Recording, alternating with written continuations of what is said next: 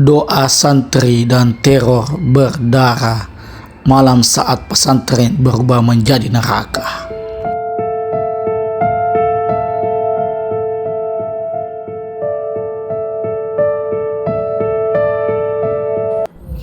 Pada akhir 1990-an, ketika isu ninja dan fitnah santet menyebar di berbagai daerah Indonesia, sebuah pesantren tua di lereng pegunungan Maluku dikisahkan menjadi saksi malam yang paling mencekam.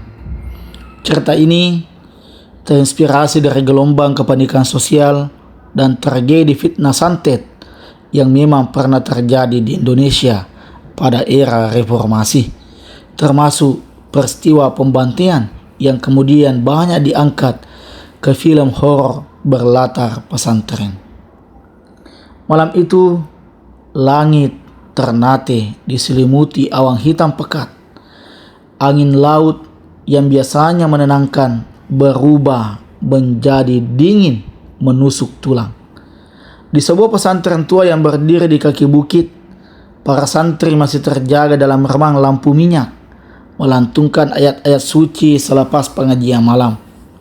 Sebut saja pesantrennya Pesantren Al-Hikmah, dikenal sebagai tempat yang damai. Dinding kayunya sederhana, lantainya berderit tua, dan suara azan selalu menjadi peneduh hati. Namun malam itu berbeda. Sejak sore, kabar mencekam beredar dari kampung ke kampung. Warga bercerita tentang pembantaian di berbagai wilayah, tentang orang-orang bertopeng yang datang membawa parang, memburu siapa saja yang dituduh menyimpan ilmu hitam. Para santri mulai gelisah. Apakah mereka datang ke sini? Bisik seorang santri muda bernama Fikri, wajahnya pucat. Kiai Hashim, pengasuh pesantren yang dihormati, berusaha menenangkan mereka. Jangan takut, dekatkan diri kepada Allah. Tidak ada kekuatan yang lebih besar daripadanya. Namun, ketenangan itu perlahan runtuh ketika suara kentongan bertalu-talu terdengar dari kejauhan. Tong, tong, tong. Suara itu menggema seperti peringatan kematian. Santri-santri berhamburan menuju jendela. Dari celah kayu mereka melihat cahaya obor bergerak di antara pepohonan. Puluhan bayangan hitam perlahan mendekat. Allahu Akbar, gumam beberapa santri dengan suara bergetar. Pintu gerbang pesantren digedor keras. Brat! Suara kayu retak memecah malam. Jerita mulai terdengar dari asrama belakang. Lampu-lampu minyak mendadak padam satu persatu, seolah kegelapan sengaja menelan tempat itu. Dalam kekacauan, para santri berlarian mencari perlindungan. Fikri bersembunyi di ruang perpustakaan kecil bersama 3 temannya. Nafas mereka memburu. Dari balik pintu terdengar langkah kaki berat menyeret di lantai kayu. Tap, tap, tap. Lalu suara bisikan, "Di mana kalian?" Suara itu berat, dingin, dan tak terdengar seperti manusia biasa. Salah satu santri mulai menangis tertahan. Tiba-tiba terdengar jeritan keras dari aula utama. "Itu Kiai!"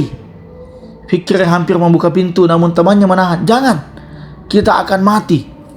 Mereka hanya bisa mendengar suara kekacauan di luar. Barang-barang dihancurkan, dinding dipukul. Teriakan meminta tolong bercampur dengan lantunan ayat suci yang terus dibaca terbata-bata.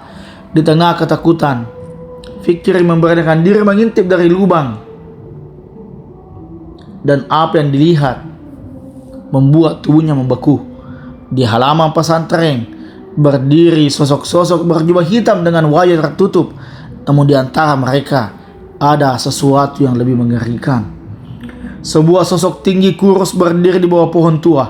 Tubuhnya gelap seperti bayangan. Matanya merah menyala dalam pekat malam. Sosok itu tidak berjalan, melainkan melayang perlahan. Makhluk itu hanya diam, seolah mengawasi pembantaian yang terjadi. Satu persatu mulai meredah. Satu persatu suara mulai meredah. Malam berubah sunyi, terlalu sunyi. Hingga terdengar azan subuh dari kejauhan. Allahu Akbar, Allahu Akbar. Seperti tersapu cahaya pagi, para penyerang mendadak menghilang begitu saja tanpa jejak. Ketika para warga datang membantu, mereka menemukan pesantren dalam kondisi hancur. Pintu-pintu rusak, dinding-dinding berlumur darah. Beberapa guru dan penjaga terkapar tak bernyawa. Namun yang paling aneh, di halaman tepat di bawah pohon tua, tanah berbentuk lingkaran hitam hangus, seolah pernah terbakar oleh sesuatu yang bukan berasal dari dunia manusia. Ki Hashim ditemukan selamat meski terluka parah sebelum wafat beberapa hari kemudian. Beliau sempat berpesan, jangan biarkan fitnah dan kebencian menguasai hati, karena saat manusia berubah lebih kejam dari setan, kegelapan akan datang mengikuti. Sejak tragedi itu, pesantren Al-Hikmah ditinggalkan. Warga sekitar percaya setiap malam Jumat, suara lantunan santri masih terdengar dari bangunan kosong tersebut, disusul suara kentongan dan langkah kaki berat di lorong kayu. Banyak yang mengaku melihat cahaya obor bergerak di antara runtuhan, dan di bawah pohon tua itu kadang terlihat sosok hitam berdiri diam, menunggu yang berani datang terlalu dekat. Cerita ini adalah cerita yang bersumber dari kompas.com, yang mana pembantaian Dukun Santet 1998, sejarah kelamnya dan kisahnya kini diangkat menjadi film. Semoga kita tetap menjaga lingkungan, menjaga hati, dan menjaga iman kita. Mudah-mudahan kisah ini tidak lagi terulang seperti kisah-kisah pembantaian Dukun Santet 1998 dan sejarahnya ternyata kini diangkat menjadi film.